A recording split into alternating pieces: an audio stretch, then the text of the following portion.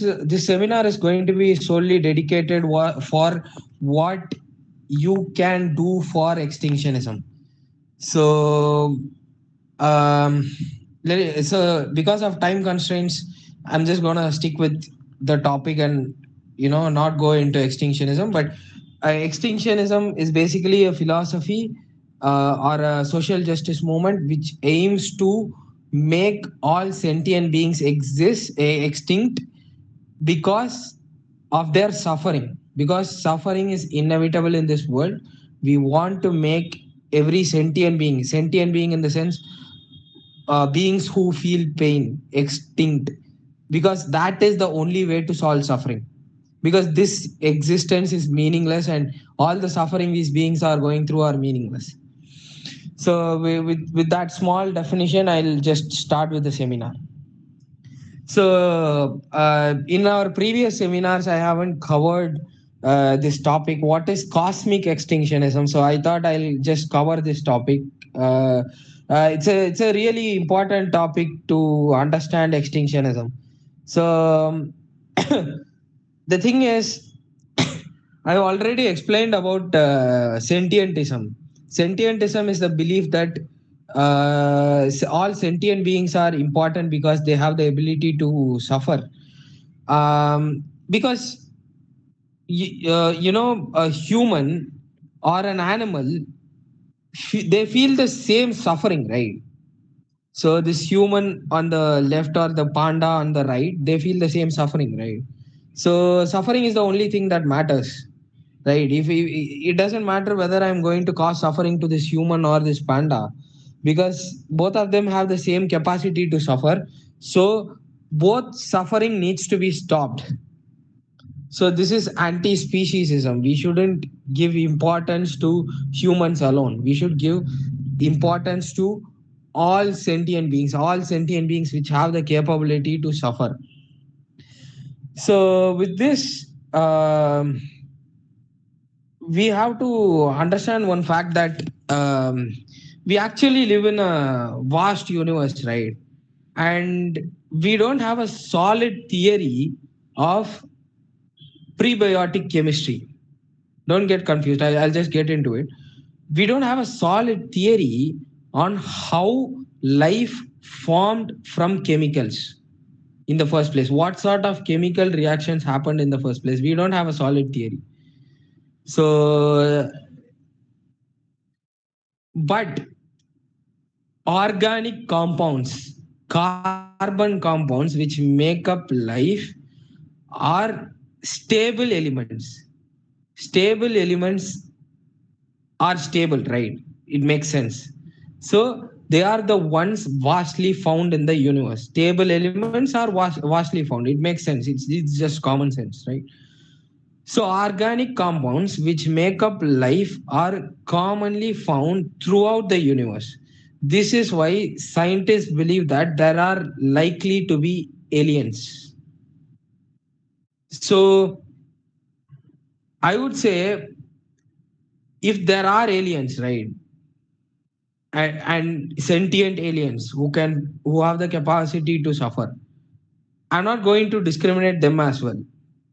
So if there is a way to cause total extinction, perfect extinction, without the possibility of life forming back, that would be the best way to go about it,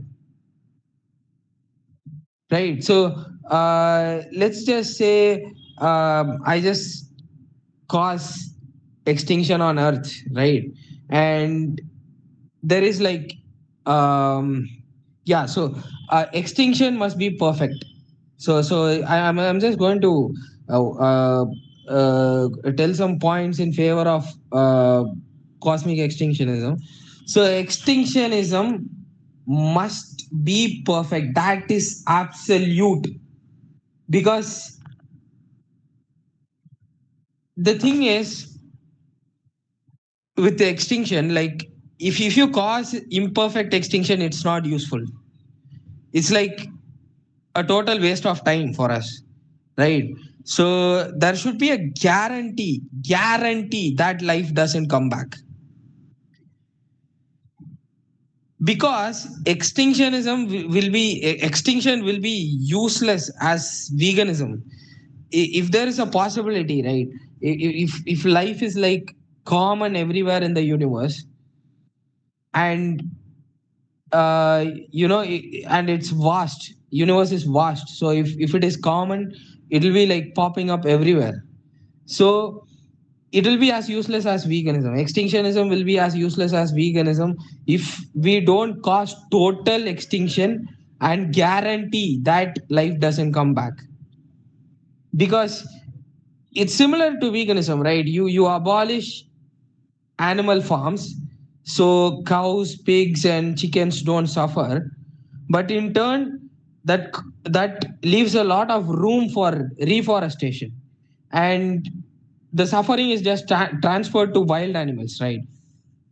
So we really didn't solve anything.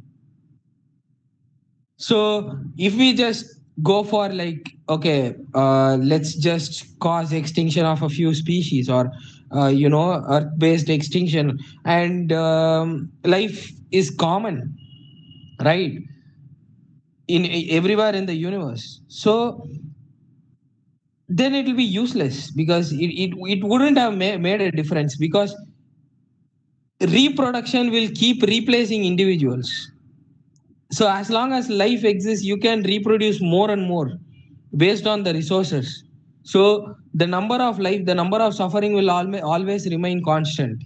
So if you take a forest where some 10 deers exist, there will always be 10 deers, because food, water, and resources is available for those 10 deers.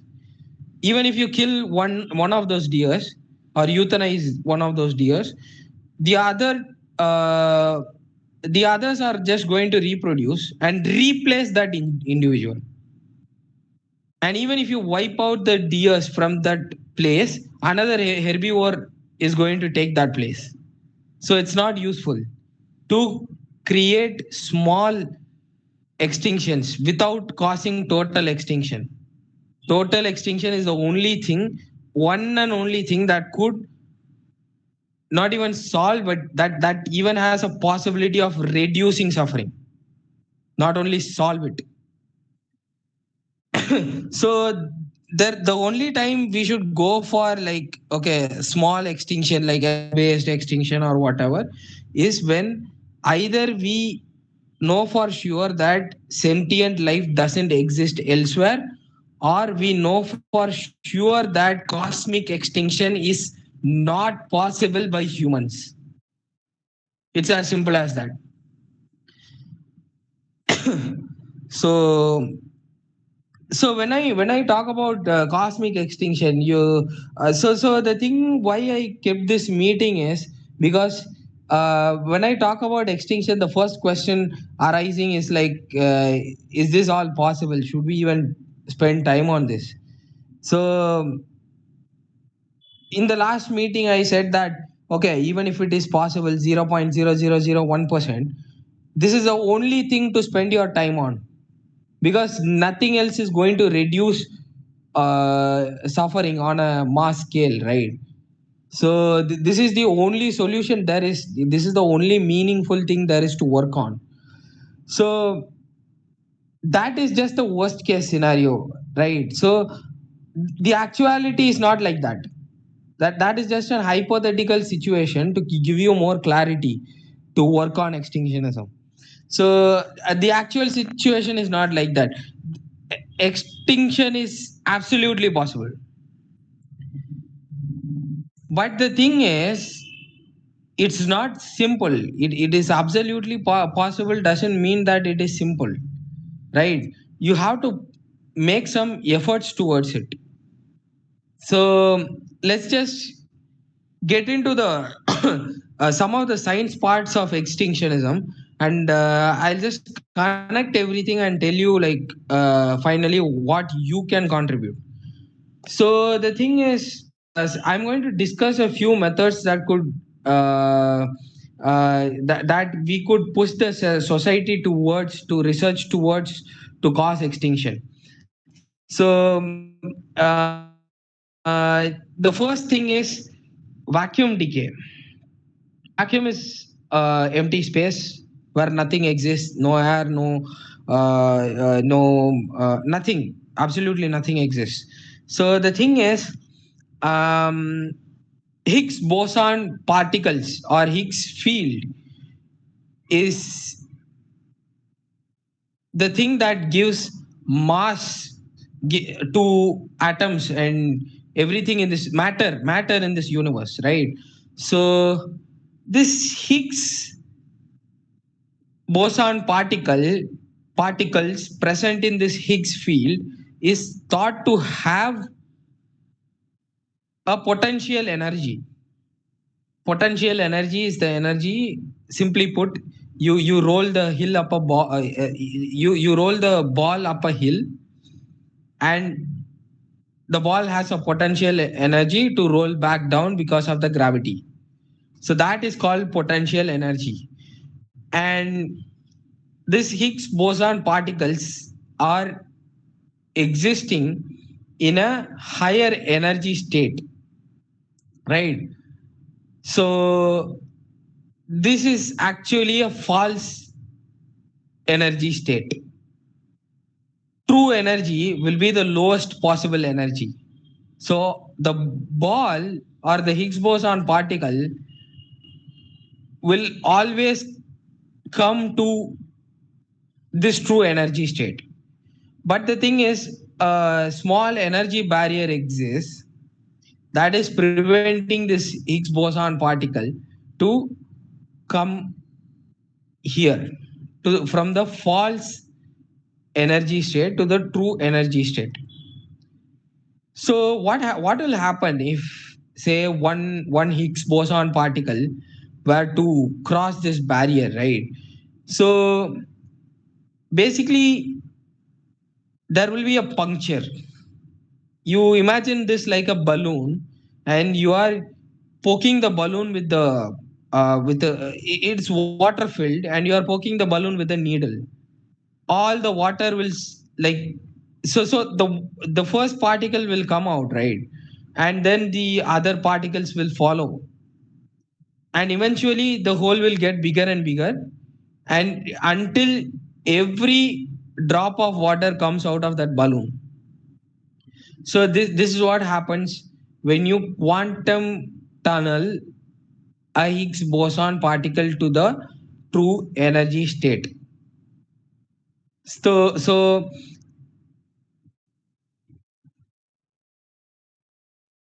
the other Higgs boson particle in the Higgs boson field will flow through this. So this hole you are poking in the balloon will be a will be starting as a vacuum, right? And this vacuum bubble will start expanding, right? All the Higgs boson will be going into the true energy state, and this vacuum bubble will start expanding, and finally this vacuum will expand. Theoretically, this is not practical because nobody has seen vacuum decay. This is theoretical. This vacuum decay will spread at the speed of light, and finally it will engulf every matter in its path.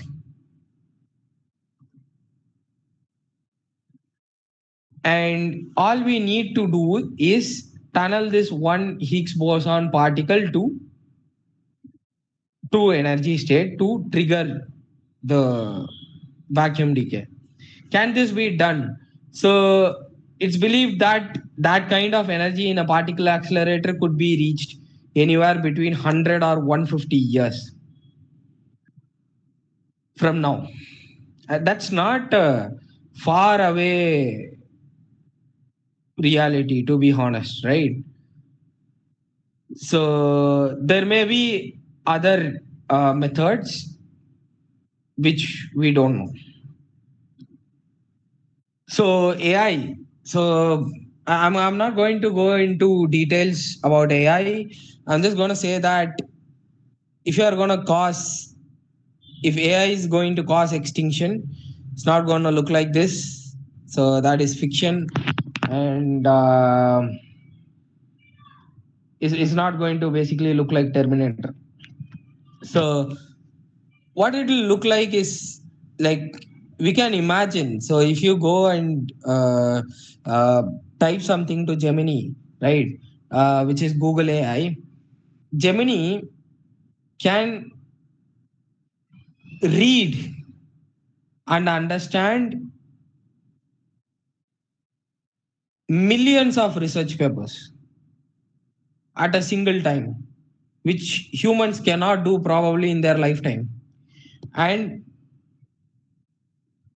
it will give you a solution.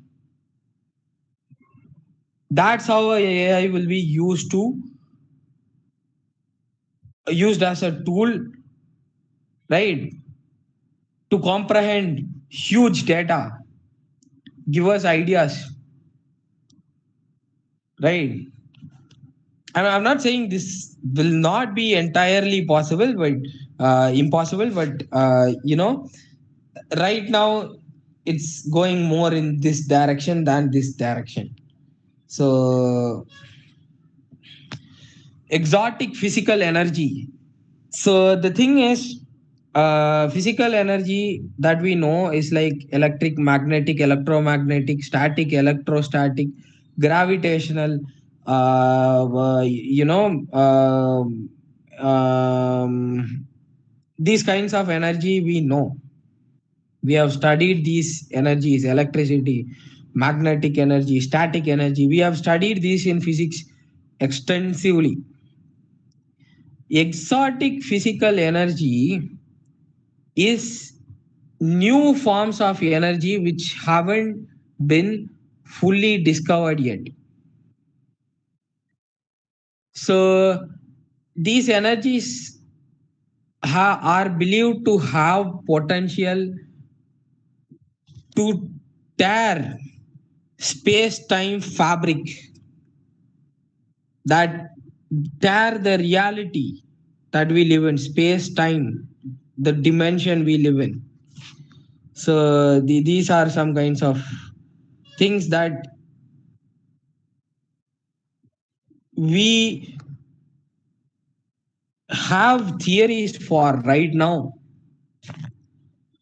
So other things that I am going to mention. So strange quarks are a type of quark. So atoms are made of protons, electrons, and neutrons, and these protons, electrons, and neutrons are made up of quarks and gluons. So strange quark is one of those quarks, and it has already been produced in uh, particle accelerators. The thing is, we are not able to keep quarks stable and form this into a strange matter. So if it does when it forms into strange matter, it just converts everything it touches into strange matter. Synthetic biology. So this is a technology. So these are all earth-based extinction possibilities I am discussing. So just for a clarity, so I'm going to discuss everything. So synthetic biology is something where they have found methods to print artificial genes. Like you can basically type out ATCG in your computer and just print it like a A4 sheet or whatever. Quantum black holes, highly theoretical things similar to vacuum decay. Antimatter. So antimatter is like a potential thing that could cancel out matter itself. So the thing is, when antimatter and matter combines, it becomes nothingness. There is like no possibility otherwise, right? So it destroys matter itself. So there hasn't been much research into this, but our particle accelerators have been able to produce a few atoms of antimatters in large hadron colliders and stuff. Another thing, this thing is like obvious, like nuclear winter and stuff, right? But this is just earth based. So yeah, so there will be many more, like extinction might totally happen, with some other thing that we never even thought of or never discussed in this meeting. So the thing is, first, I'm sure that you might not have seen this much data on collected on extinctionism anywhere else, like on solidly how to go about it, right? Imagine if me, a single person, can collect this much data, what can many extinctionists do? Like, I did activism for extinctionism. I created a few people. I I just I just made more minds think about extinctionism, right? So the thing is, I'm not one man army. Nobody is. Everything, anything, if you want to do it well, if you want to guarantee something being done, it should be a collective effort. There is no other way, especially a big task like this. I'm not like Superman. I can't just jump and cause extinction. I can't do that. So the thing is, I have to create more minds. How do I create more minds? See, if animal testing is bad, then for scientists to work on alternatives for animal testing, I have to give them the philosophy that animal testing is bad. Otherwise, why would they be motivated?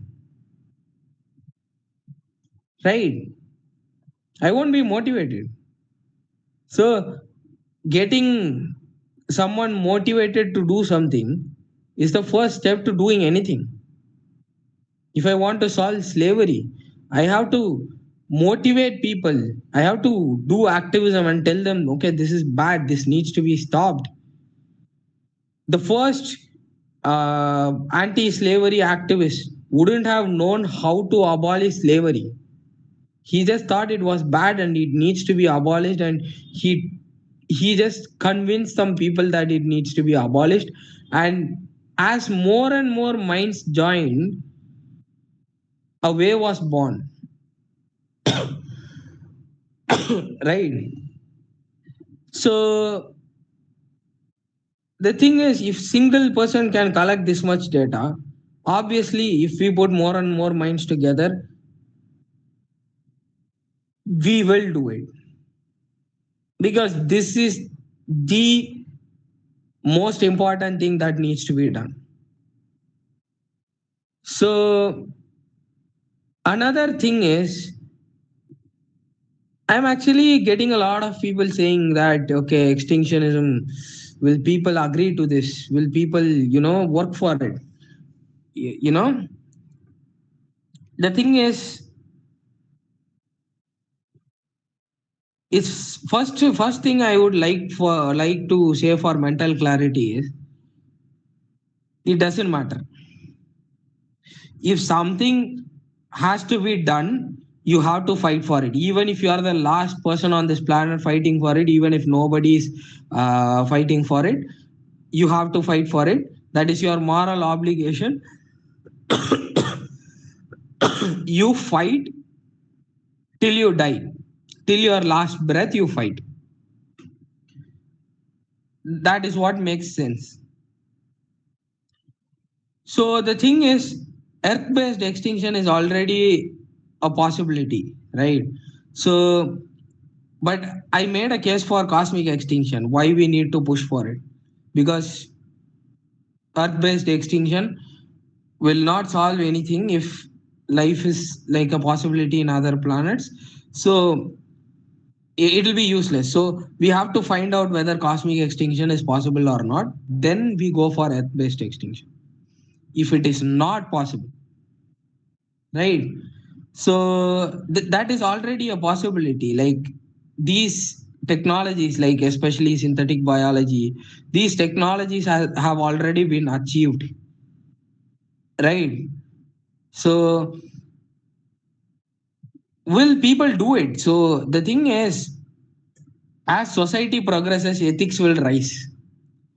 Your proof is anti-slavery movement, anti-racism movement, anti-discrimination movements, animal rights movements, LGBT rights movements. Why these movements are rising? Because empaths cannot tolerate suffering. As long as suffering exists, some kind of empath will keep fighting for it, right? Society, not empaths, not even empaths, society cannot tolerate suffering. Everybody will have a little bit of empathy, except like pathological sadists. So the other thing is rationality is also rising. So if you write a book on atheism 200 years ago, you would have been burnt alive. But atheism books like God Delusion and Sapiens and many more books are like best sellers right now. People are moving more towards atheism and nihilism, like that is like observable. So what is ethics? Like we have to abolish suffering and rationality. Suffering can only be abolished by non-existence. These two lead to extinctionism. But we have to understand that this societal change is like a slow thing, right? Rationality and ethics will rise, but it will rise slow and steady, because that's how it will be. Society is like a shedding skin, right? So this generation will be uh, more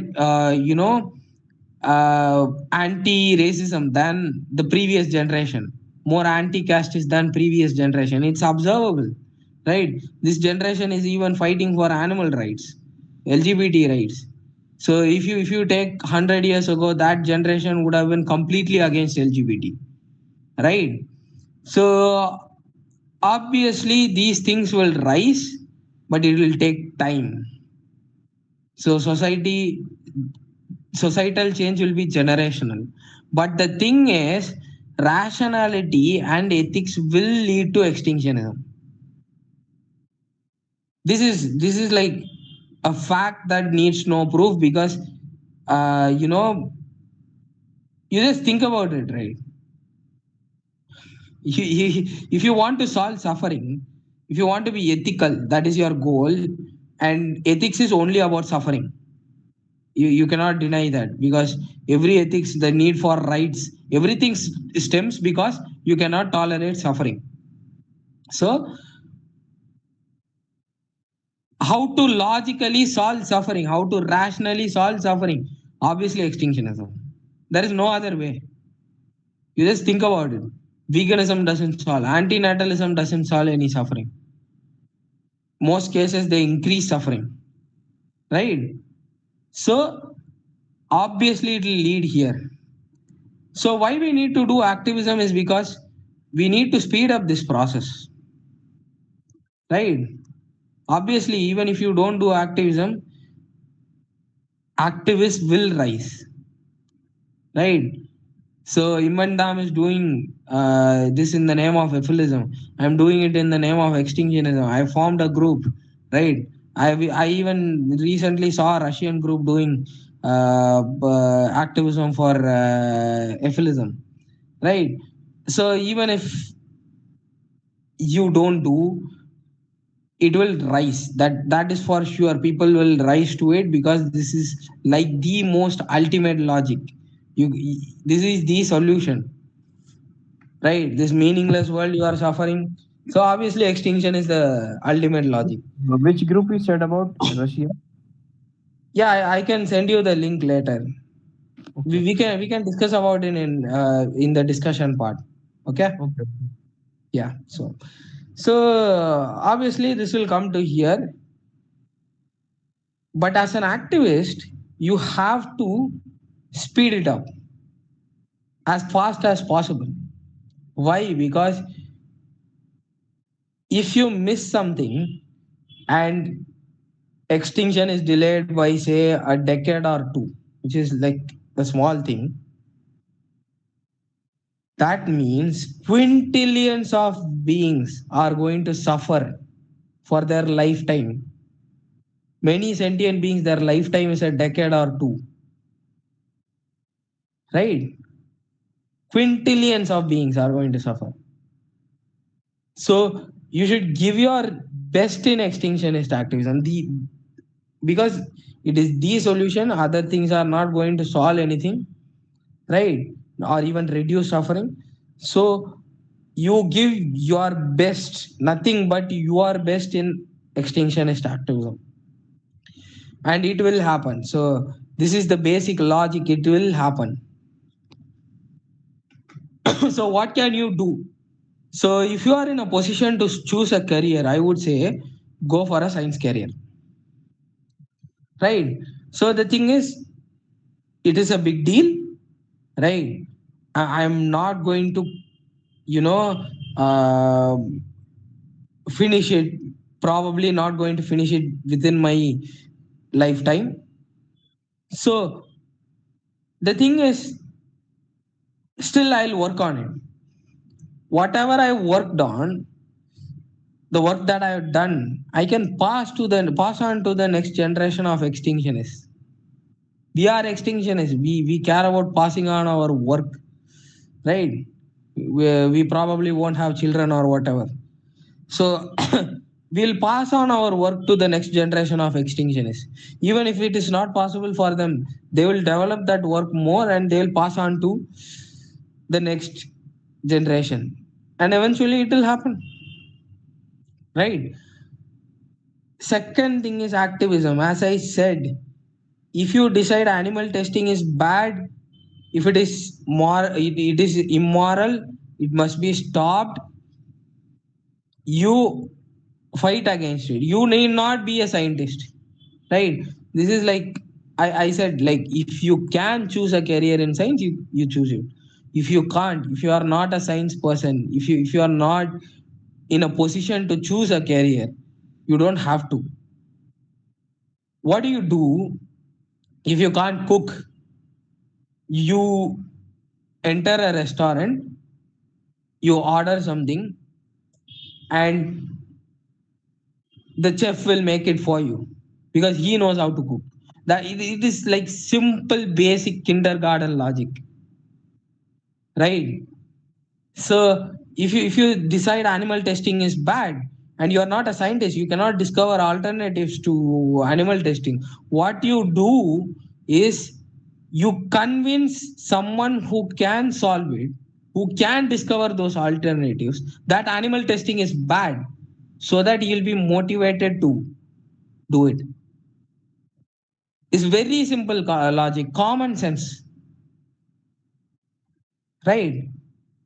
So it's not so I understand why this question comes, like why we some extinctionists say like we should only concentrate on science. They think that okay, people won't agree, but again, like think about what first anti-slavery activist felt like, right?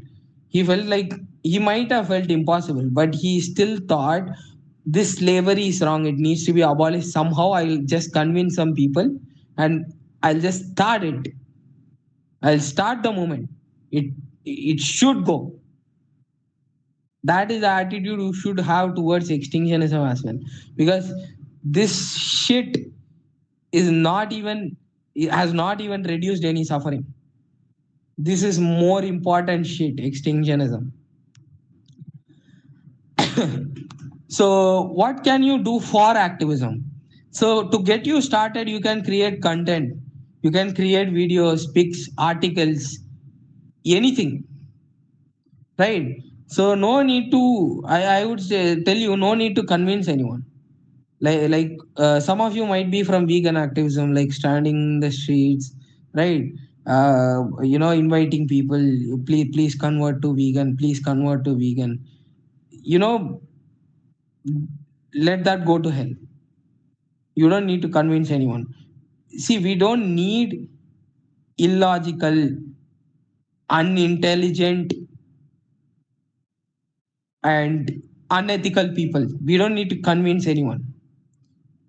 The right person will approach you when you just spread the philosophy. It's as simple as that. And as of the videos, pics, and articles, I'm just giving you an idea to start, right? These are not the only things that you can do for, you know, getting your message out there. You should sit and brainstorm ideas, right? These are some things I'm doing because this is what I know, right? So I should think about more stuff. The other thing is try to form some communities. Really, really important stuff. Gathering people who have the same mentality. Otherwise, these will go to waste. So it depends, like if you form an offline community or online community, but engage in discussions and coordinated work, right? You can keep discussing for even more 100 more years on theoretical red buttons, but you also have to discuss stuff and do work towards it, to do activism, right? So do coordinated work.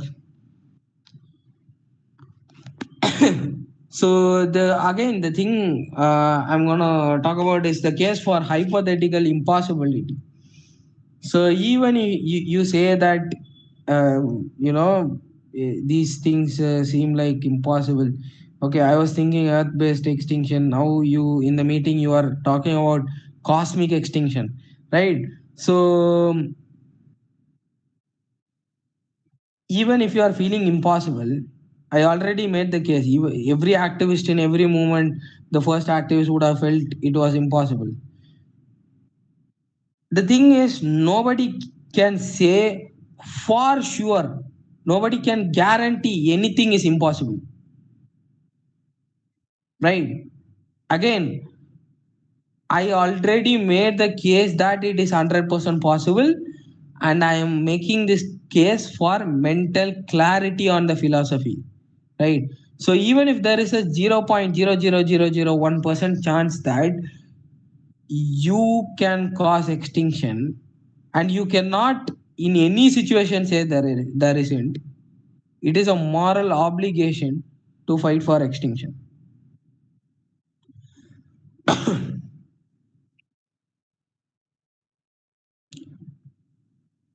and you have nothing else to do. Whatever you do, you create a vegan world, you create an you convert people to anti-natalism, and you try a bunch of new technologies to ease the pain of animals.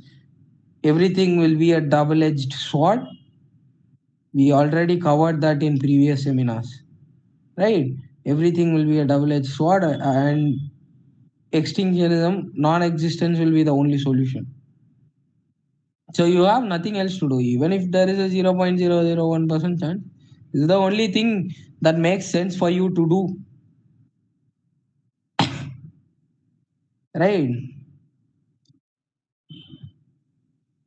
This is the only solution for infinite amount of beings who are going to be born and who are going to suffer.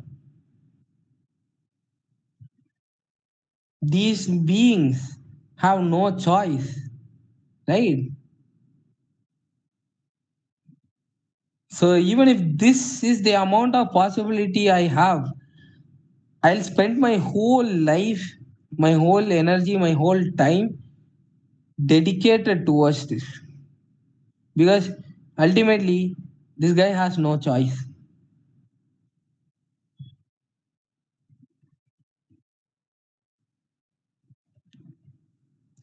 So with this, I'm going to end the meeting, and you can, if you have any questions or discussions, you can bring them forward. May Oh I, no, Steve? yeah, Hello. who's this? This is Raju. Yeah, go ahead, Raju.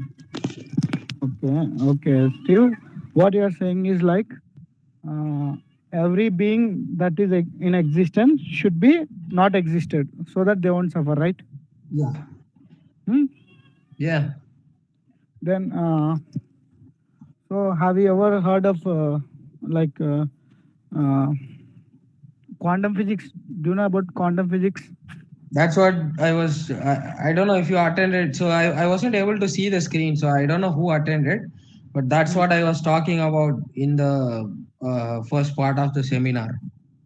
Okay. So if we can create an alternate reality,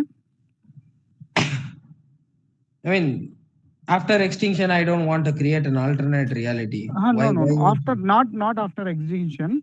Yeah. So there is a possibility of fifth dimension. You know that. Okay.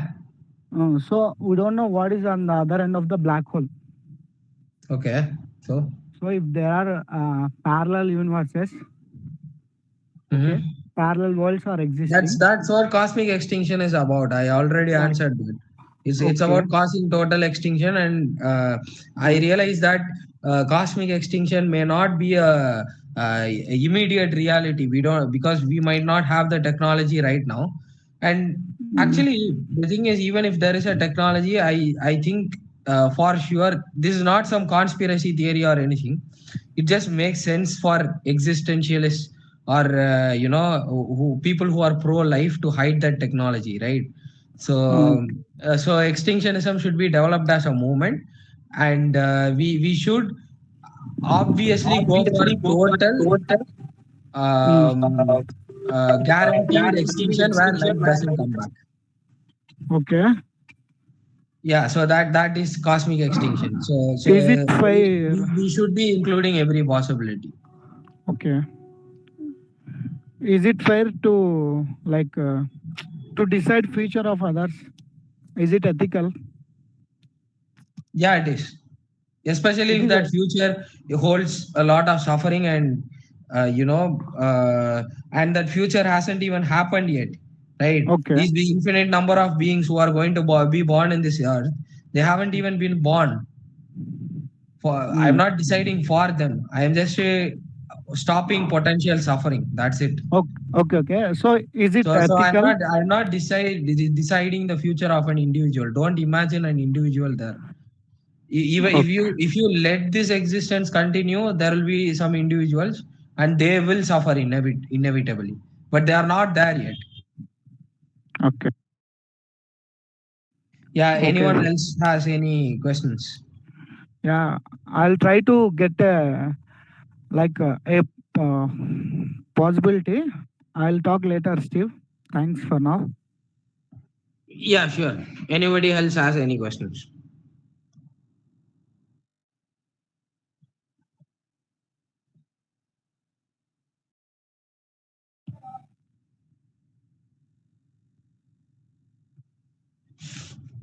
Yeah, secret, you have something to say?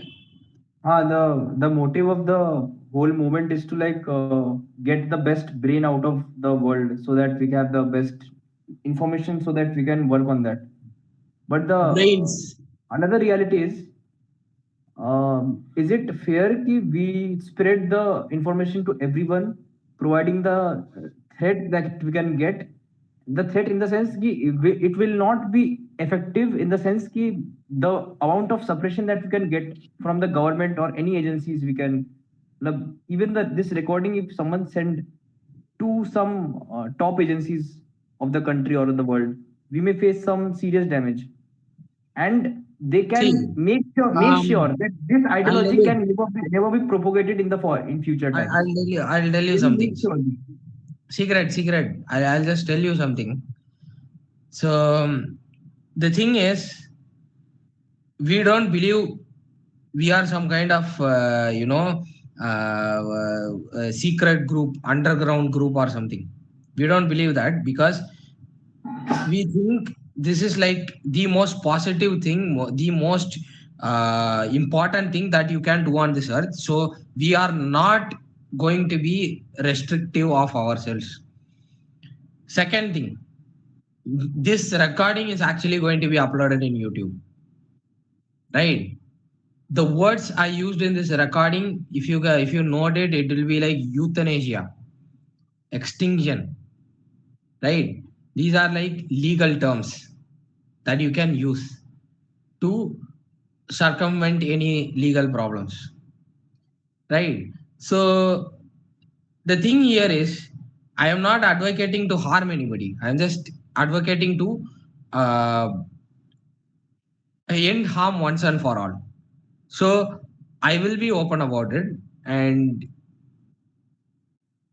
I will use certain words because it is euthanasia. If a being is suffering and I'm ending its life, it is euthanasia. I believe that in the first place, right? I am Mhm. not murdering that being. I'm not killing that being. It's not killing, it's not murdering, it's euthanasia. I believe that. If a being is suffering, I will euthanize, Now, my right? question is, most of the people in power are pro-lifers. They want the life to extend because of their personal. Most of the people in power were, you know, white supremacists, castists, still, right? Yeah, yeah. So that is a major thing that activists fight against. Very simple.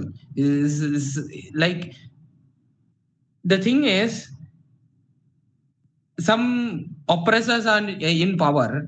That doesn't mean that you should restrict your message, right? Hmm. That has never happened in history. People have never minded those people in power because in every oppression, oppressors have been in power. Here, in Because this case, I would say pro-lifers this, are this, oppressors. this So case is it is very the job different. of you and me to brainstorm how Yeah, to this case is circumvent problems and take this movement to the next levels. no, see, this situation is actually very different from the other situation. Like there are some oppressors, there are some suppressors, and suppressor is trying to oppressing the Mhm. majority of the people, or the people in having the less power. This situation is like, if we spread this idea, at Mm. last the question will come: ki if everyone don't agree with this idea, and Mm. this is a high probability thing that out of 800 crore people, most of them will not agree with this. Okay, So I'll tell you something. let's say 40% of the people agree, Wait, even wait, wait, after wait. doing all full effort. Wait. This is where you're wrong. Most people, I'll tell you an example. Like, are you from India? Yeah, I'm from India only.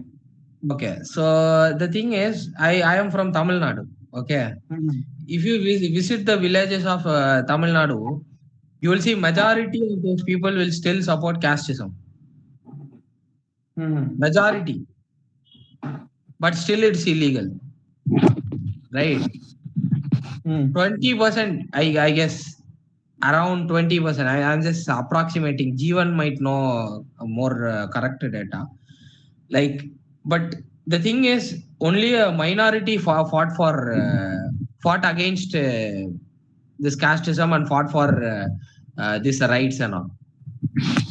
They didn't worry about those people. Like, see, that is one of the problems. See, in no situation you can make everybody agree to something. In no situation, you just think about it, right? You say you achieve animal rights, absolute animal rights tomorrow. Okay, There will be 10 people doing crime, still abusing animals. It's as simple as that. Still, people do exist who practice racism, sexism, who beat their wives, right? Rape is like punishable by severe punishments, even death. Still, it is being committed. So there will be no situation where you can convince 100% of people. Even 10,000 years later, you take somebody will be believing in Jesus. If I give you a choice between doing implement, suppose there is a red button. If you press that button, the extinction will happen. The universal extinction will happen. Yeah, yeah, So sure. there are two cases. Case one, doing that in a closed proximity, no one knowing that this will happen. So this will cause lesser mental suffering to the one who don't believe with this idea. And there is second case where people don't know that this will happen, Mhm. and we are pressing the button. People are not aware about people don't know about that someone is doing from the background, so there is no Okay. protest from the people. So what if a small group of people implement this without letting other people know, and this will cause less See. protest and The less thing is, secret. Just a second. I understand your question. I'll answer that. Before that, Abhishek, can you just take the link of our group and post it in the chat box Yeah, okay. so that people can join our WhatsApp? I see a lot of new people here. So um, just give them the link. And somebody asked that link for that Russian group as well, our Russian friends. Yeah, first add them. First, give the link to our WhatsApp group, and if they want, they can personally message me from our WhatsApp group, and I'll add them in the Russian group. Yeah. So secret. So the thing is, I would always say the mental suffering of the people. You are saying, okay, if you are doing this openly, right, and um, so I'm going to discuss two cases. Okay, let's say pressing the red button causes suffering to those people. Okay, they are knowing it, they are getting mentally stressed, and they are going extinct. I would still press the button. I would give you one case. Let's say there is a button which if you press it, these beings will suffer for 30 days horribly and die a painful death. I'll still press this button if it is the only button, right? Because whatever that suffering is going to come in the future is worse. You just keep infinite beings and 20 quintillion sentient beings right now in the trolley problem, and you do the math. First thing, so I don't care about it. I only I My concept of extinction is as painless as possible. First thing, okay, as painless as possible. Second thing, I want the more the merrier. Very simple concept. I want as much as people to work on it. I don't care about the mental suffering of pro-lifers, right? See, if you cut the limbs of an animal, right, the animal will still try to move away from you, and it will still be more afraid of death. You cannot philosophize that, okay, my life is done, I'm suffering more than death right now, and after death there is no suffering. You cannot philosophize that, right? That doesn't mean I have to care about the animal. I'll just euthanize the animal. This is second. Then the third thing is, if you are creating a red button, right? Yeah, definitely. Like, say, a group of scientists can do it, right? But you don't know that for sure. You don't know what is, so ultimately what is the thing that is going to cause that 100% sure extinction, right? You don't know which branch of physics will do it, or whether biology will do it, or AI will do it, which branch of science or engineering will do it, right? Which person in this world is going to get that right idea out of the trillions of possibilities of ideas that you can get. You cannot say that, okay, this group of scientists will get the right idea. You can never say that. So if you can convince another group, that increases more possibility. If you can convince another group, that increases more possibility. So third thing is we have to make it a movement. That is how it will be.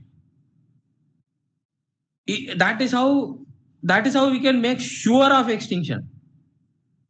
If if nothing else works, right,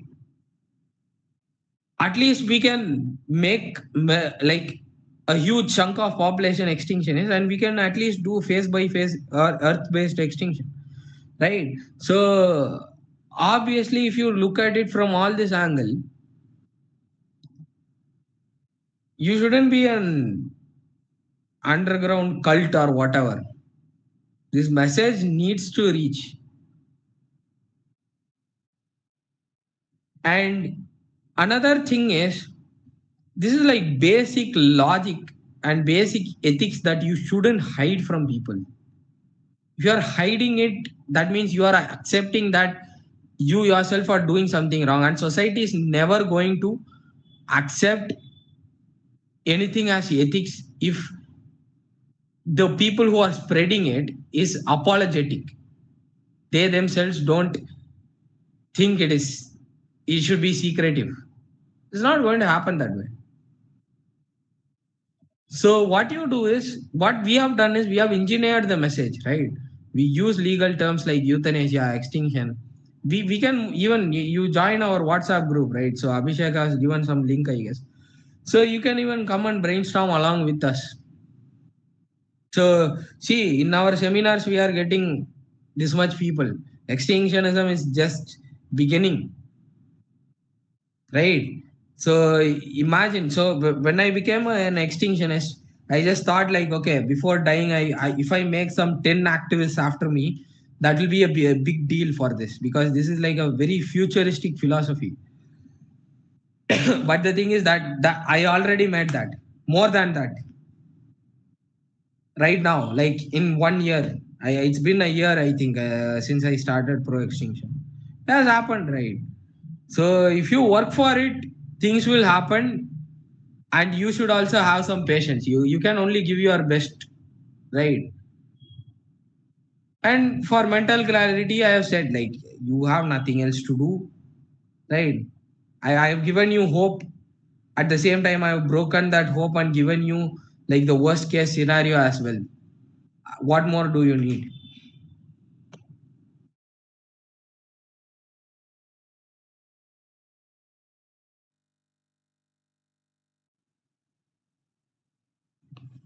Yeah. So anybody else has anything to say? So I think Abhishek has given the link in the chat box, and you guys can join our WhatsApp group, discuss, brainstorm, and do activism with us.